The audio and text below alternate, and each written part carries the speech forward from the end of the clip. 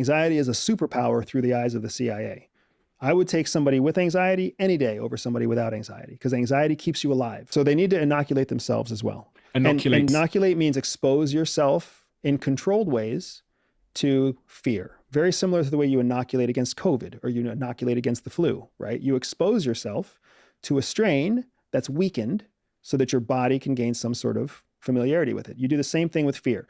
So if you're afraid to give that presentation, you're not ever going to change the fact that you're afraid to give a presentation, but you will be able to change something that you're less afraid of.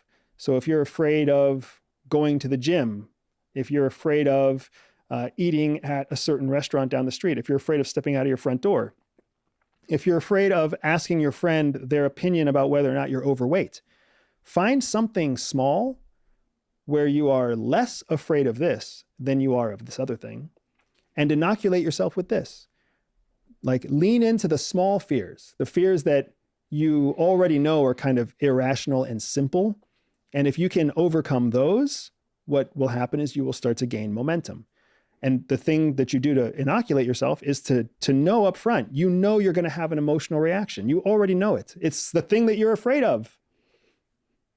You can predict that. So you already know, I'm going to ask my buddy Steve if he thinks that I'm overweight. I'm terrified to ask him. He's either going to say yes or no, or he's going to take some cop-out answer and ask me what I think. But I already know that it's going to feel uncomfortable. But he's my buddy. It's low risk. Let's see how it happens. Let's see what it goes, right? So you go and you ask the question. You put yourself in the face of fear. You're still going to have the heart palpitations, the cold sweats. Your emotional brain's going to take off, and all of your physiology is going to let loose. But then Steve is going to tell you his answer, and it's over. And then all of a sudden you're like, oh, that wasn't nearly as bad as I thought it was going to be.